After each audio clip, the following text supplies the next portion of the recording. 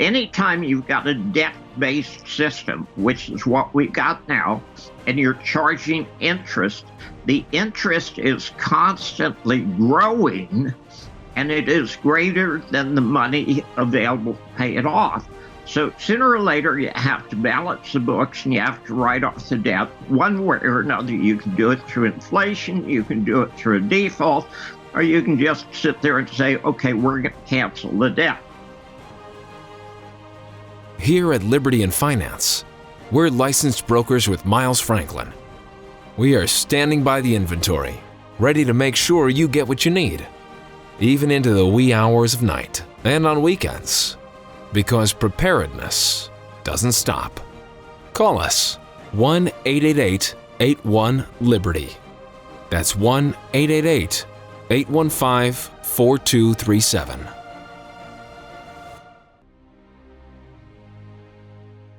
Hey everyone, this is Elijah K. Johnson with Liberty in Finance. And back with us today is our good friend Bob Moriarty, Marine, naval aviator, and financial author. Bob, thank you so much for joining us today. It's always a pleasure to talk to you. Well, it's great to have you on. I think we all wish we didn't have to do these as often because it means that interesting things are happening in the world. But it's a pleasure to speak to you, Bob. I wanted to get your perspective on, we see de-dollarization around the world. This is even making the mainstream news here.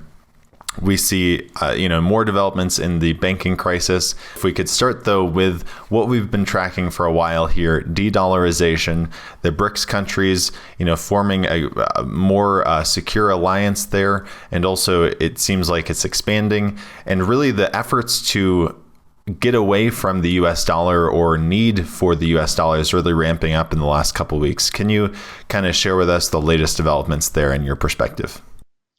When the United States started putting on sanctions to everyone who didn't agree with what the United States was doing, they were doing something very dangerous.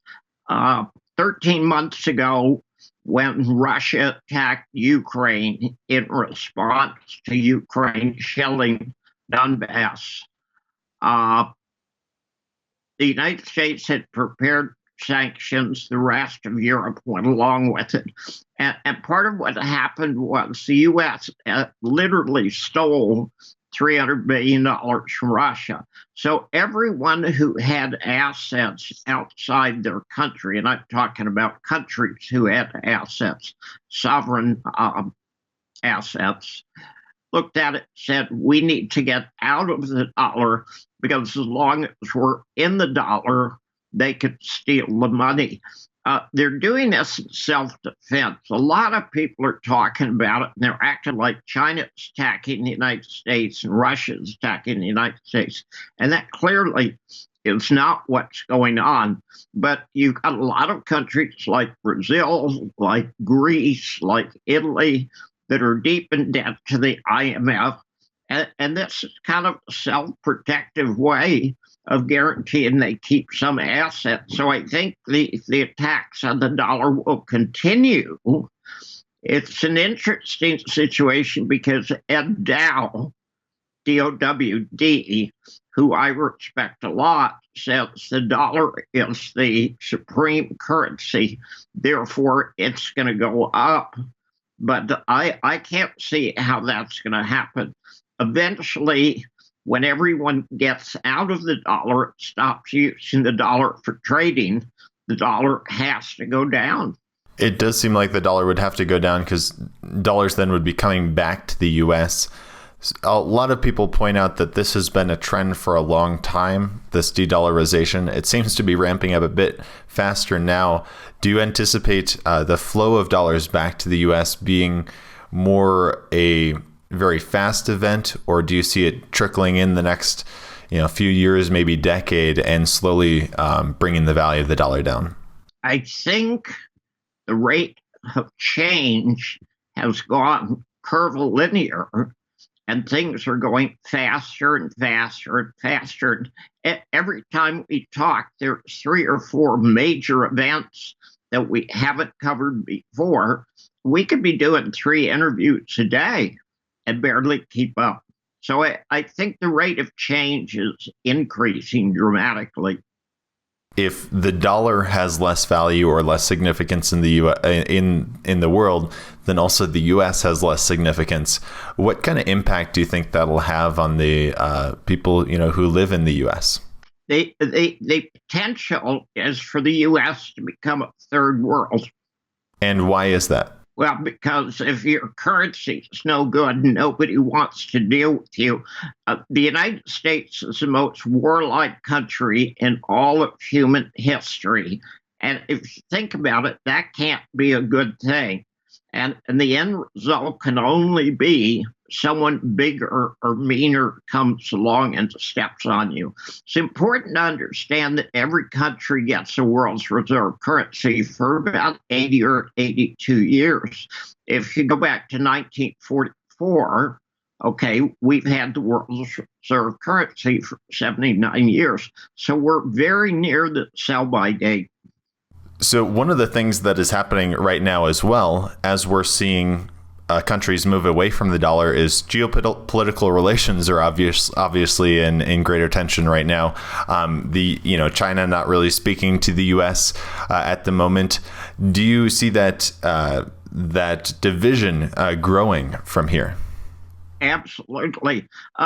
We've had two U.S. 4-star generals, one Army and one Marine, come out and say, we're going to go to war with China. And that's rather a staggering thing to say. It's like walking into a bar and walking up to a guy and saying, hey, by the way, I'm going to punch you. When you say that, you have just guaranteed he's going to punch you. I don't view China as the enemy. I don't view Russia as the enemy. There are things China does that I don't agree with, but they didn't ask me. The United States is making so many enemies that it can only be negative for the United States over the long term. Now, I did want to get your take on the latest developments in the banking crisis, because this also obviously has to do with the value of the dollar, as does de-dollarization. We had 4 banks in the U.S., and then also obviously Credit Suisse abroad and Deutsche Bank having issues as well.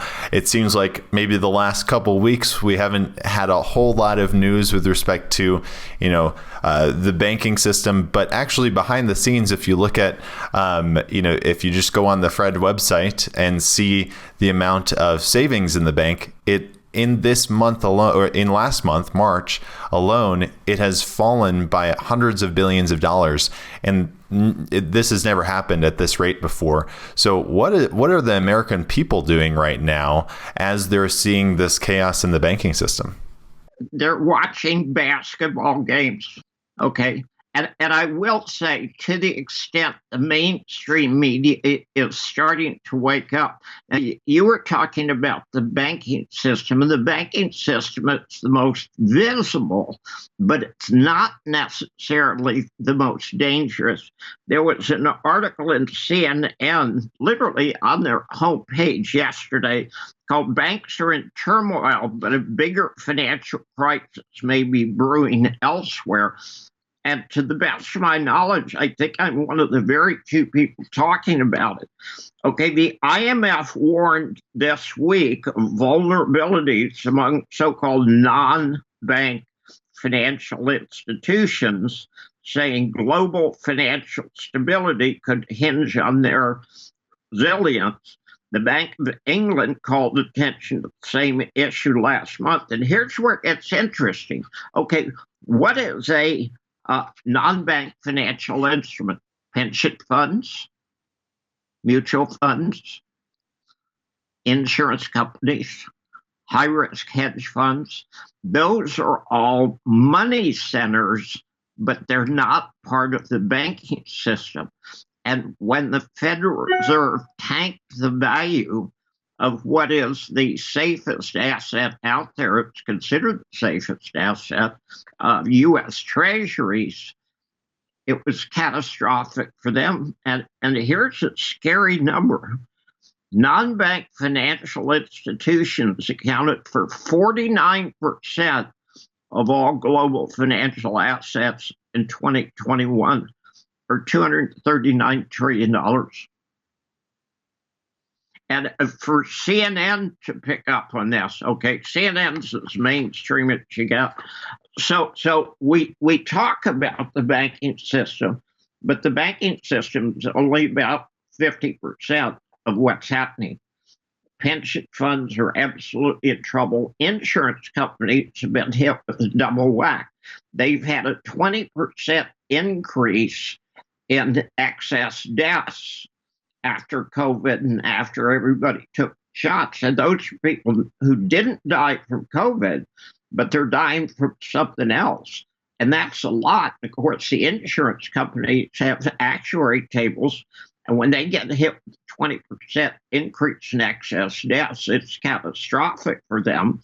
And then on the other side of the ledger, their assets, their safest assets, U.S. Treasury bonds, are down 29%. It's a catastrophic situation. Here's one of the things that I want to point out, to be fair. There are a lot of people predicting the demise of the banks or the demise of the financial system for one reason or another. I've spent a lot of time studying, a lot of time reading, and I don't like predicting doom and gloom, but I've looked at it and I simply cannot come to any other conclusion than there has to be a catastrophic collapse. And what I'm trying to figure out what to do is how do you get around that? And the other thing I hope we get into talking about Mike Hudson, because he actually has a solution. Now, when it comes to the solution, what is your take on that? It seems like there are a lot of problems out there, but it's important to, for the individual to take responsibility and to, protect themselves and also, their friends and family. Okay, the solution to what?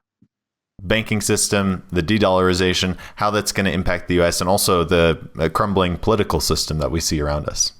Okay, the only person that I know who's doing a brilliant job of answering that question globally is Michael Hudson. And he's just come out with a new book, and the book is excellent, called The Collapse of Antiquity. When you have $300 trillion in debt that cannot be paid, you have to determine some way of writing off the debt. Who is responsible for the subprime crisis in 2007, 2008? Who caused it? The banks. Who got bailed out? The banks. Okay. Why didn't we let the banks crash? I mean, because then it would have taken out the system. So, they're too big to fail. They're not too big to fail. They're too big to bail. Okay, there's a difference between bail and fail. One starts with a B, one starts with an F. The banking system is too big to bail, period. They talk about too big to fail. The second biggest bank collapse in history occurred about 3 weeks ago. Nobody saw it coming. Michael Hudson said, look, 5,000 years ago in Babylon and in the Middle East, they used to run into the same problem. Anytime you've got a debt-based system, which is what we've got now, and you're charging interest, the interest is constantly growing, and it is greater than the money available to pay it off. So sooner or later, you have to balance the books and you have to write off the debt one way or another. You can do it through inflation, you can do it through a default, or you can just sit there and say, okay, we're going to cancel the debt. The kings back then said, we do not want the farmers thrown off their land. We don't want them to be serfs. We want them to be prosperous. So every 50 years or so, we'll write off the debt. Now, the beauty is, if you're in a bank, okay, back then, and somebody comes to you and says, hey, I want to borrow some money because I'm going to plant soybeans this year. And you ask him, how much money do you need? And you figure out how much he's going to pay. If you're in year one, okay, you're quite willing to loan the money. If you're in year 49, you're not going to loan the money unless you know the money is going to get paid back. The interesting thing is about banks, think about it, banks don't want you to pay the money back. If you pay the money back, they don't make any money. Okay. But if the banks are creating the risk and the banks are taking the risk, there should be risk. There shouldn't be moral hazard. But we should have and could have let the banks who created the risk take the risk and go broke. People are always willing to start a new bank. But let's go back to Silicon Valley Bank. I believe these numbers are pretty correct. The total amount of money that was uninsured, that is the money over $250,000, was about $18 billion. 13 billion of that 18 billion was owed to 10 people. Now, shouldn't a guy who's a billionaire be capable of analyzing how much risk there is in his bank? And these guys are laying back and say, look, we bought off the Federal Reserve. The Treasury works for us. We don't care if the bank goes under, because it's not going to hurt us. I think Janet Yellen bailing out 10 billionaires is obscene. I would like to see the people who are causing this problem actually pay for the problem. And when Janet Yellen committed the United States to paying off the 18 billion, who pays for it? Ultimately, the taxpayer. Of course. Okay.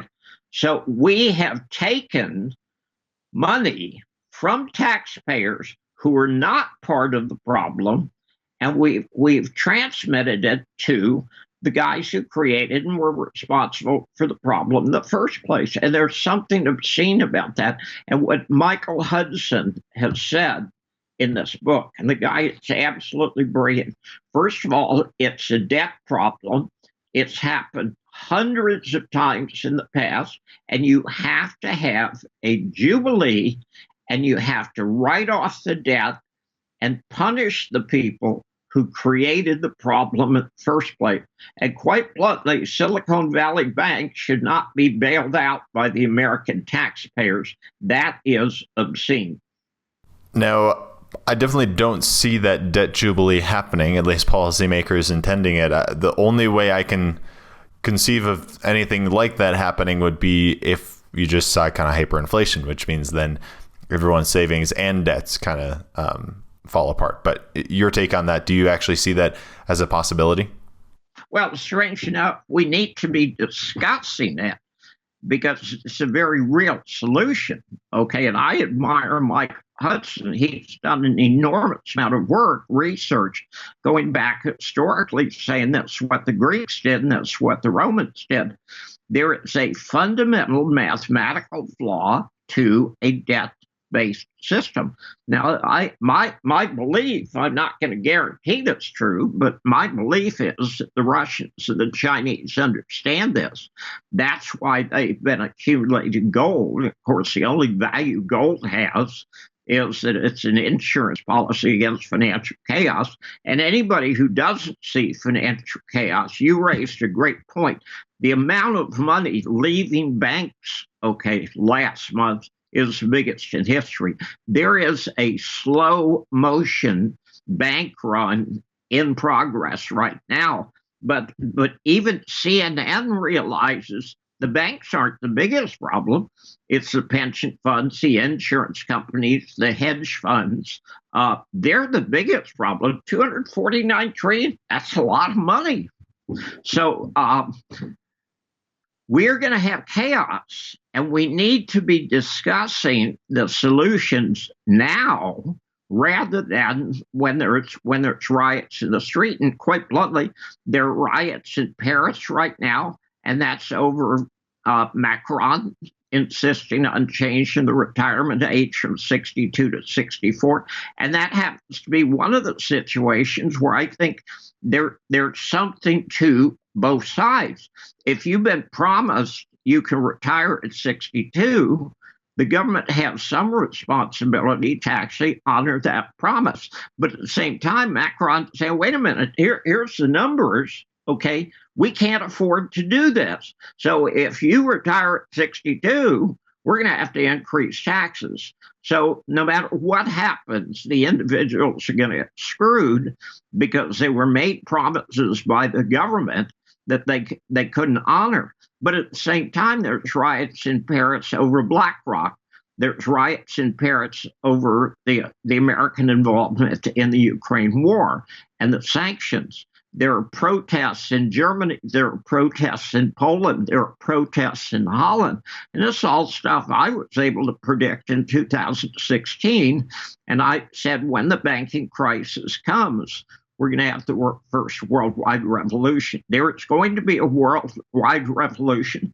I don't see any possible alternative to it. We could have a debt jubilee tomorrow and we're still going to have chaos. Okay. So if we're going to have the chaos, why don't we come out of the chaos with some kind of financial system that makes sense? In my view, that would be a currency based on gold and silver. Okay. The greatest amount of prosperity in world history was from about 1825 to 1900, when there were hundreds of countries, not hundreds, but dozens and dozens of countries on a gold and silver standard. I don't think you can have an honest economy without having honest money. It's that simple.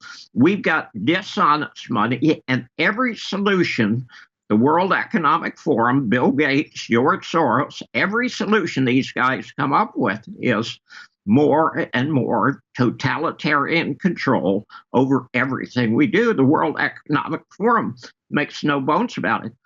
We're going to have 24-hour day security. We're going to watch everything you do. We're going to control every cent that you spend. I don't particularly want to live that way. I don't think anyone wants to live that way. We do have a viewer's question on this very topic. You mentioned that it's really important to have honest money. Many countries in the world right now, the BRICS, are working on some sort of currency that would be at least a bit more honest, commodity-backed.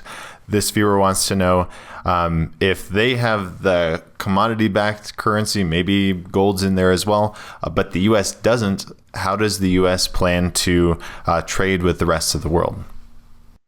They're going to go to the rest of the world with their confetti and say, we want to buy, 10 bushels of corn. When you define money, and it's very interesting because nobody ever thinks about this, the definition of money is anything that two people agree to use in a transaction.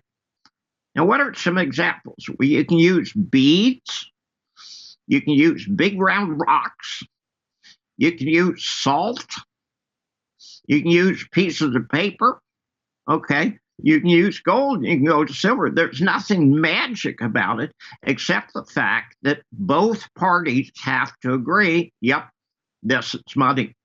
Now, if the United States goes to China and says, by the way, we don't manufacture anything anymore, we'd like to buy 10 washing machines because we understand you guys make good washing machines. And the Chinese say, bugger off. Okay. The U.S. is stiffed. Now, Blinken, literally has gone to China in the last few days and tried to contact their prime minister. And he said, bugger off. I don't want to talk to you. The United States has painted itself into a corner by being a bad neighbor. And the United States needs to go to honest money, and it needs to be a good neighbor. Now, in some circumstances, we do see people using other things as money. They're bartering sometimes in rural areas. This one viewer points out. Jason wants to know, with some transactions already somewhat outside the system, like people in rural areas selling and bartering eggs, honey, homegrown vegetables, and meat at farmers markets, do you see the government creating laws against these things in the future? The government has laws against everything. A federal judge did a book, and he said the average American commits 3 felonies a day. But I'm going to tell you, if you're in a rural area and your next door neighbor has chickens and you've got the ability to fix his tractor, are you going to swap? Yes. Do the government regulations affect anything? Not at all. I happen to live in a farming community for a reason.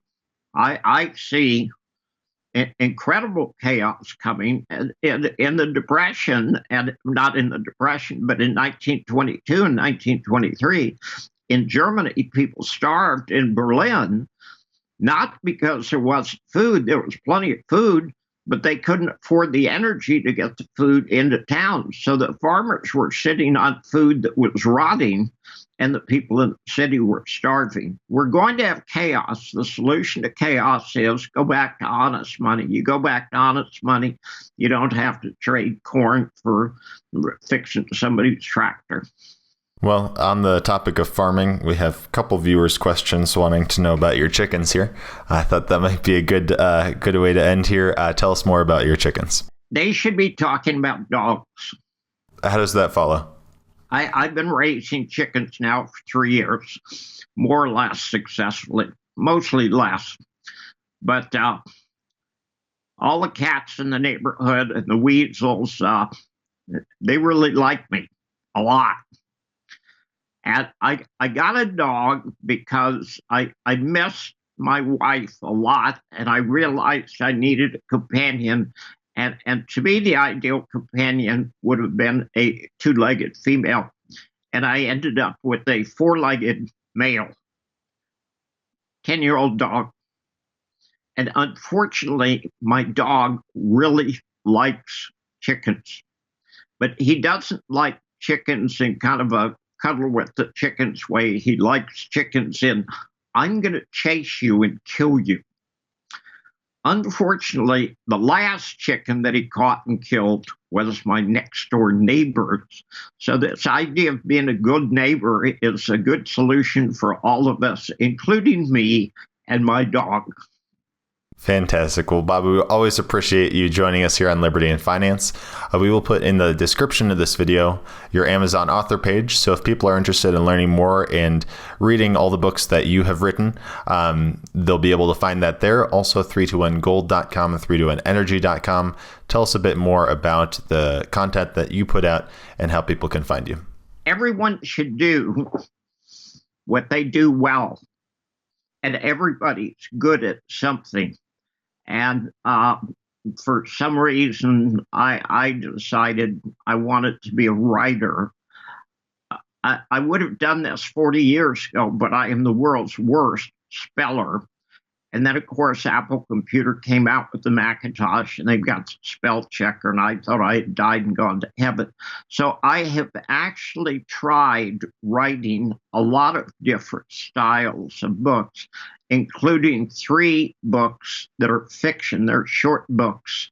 You can read in 2 hours. And I will pick them up periodically. And even as an author, you forget what you've written. And I can pick my own books up and they'll have me laughing 5 minutes later. But I've written a couple of serious financial books about what the problem is, what the solution is, how to invest. I wrote a book about my time in the military. And actually, that's the one I predicted the world's first worldwide revolution, which I think it's here. I wrote a book about Quentin Henney and Nova Resources finding a big gold discovery in Australia. And so I'm going to say something. You could find something interesting to read, no matter what your interest is, or really your age, anywhere from 10 up. I'm a very funny writer, and I'm an interesting writer, and I would at least stimulate your thinking. So I made the book so cheap. I think all the books are 99 cents in electronic format. 99 cents for a book you probably shouldn't be investing. Fantastic. Bob, we'll put the links to all of those in the description of this video. Once again, thank you so much for your time, and God bless. It's always a pleasure. Thank you. Good questions. Miles Franklin Precious Metals is one of America's oldest and most trusted bullion dealers. Miles Franklin is A+ rated and accredited by the Better Business Bureau, licensed and bonded, and has 0 complaints ever registered. Here at Liberty and Finance, we are licensed brokers with Miles Franklin. To order, simply call us, discuss your needs, and we can let you know our live inventory, prices, and availability, and lock in your order over the phone. Once your order is locked, the price is held for you regardless of market fluctuations, and the metals are reserved for you awaiting your settled payment. Within 1 business day of ordering, you will receive an email invoice detailing the order and payment instructions. Miles Franklin accepts payments by bank wire, ACH or electronic check, money order, check mailed priority mail, and cryptocurrency. The fastest forms of payment are bank wire and cryptocurrency. Upon settled payment, metals will ship out within 3 to 5 business days. You will receive tracking information via email. Domestic shipping charges are $15 for any order under 500 ounces of silver or 10 ounces of gold. For orders larger than that, domestic shipping is free. The package will be boxed, fully insured, and labeled discreetly, with no indication of the contents inside. For your privacy, the name Miles Franklin will not even be on the package. To talk to myself, Kaiser, my brother Elijah, or my father Dunnigan, call 1-888-81-LIBERTY. That's 1-888-815-4237.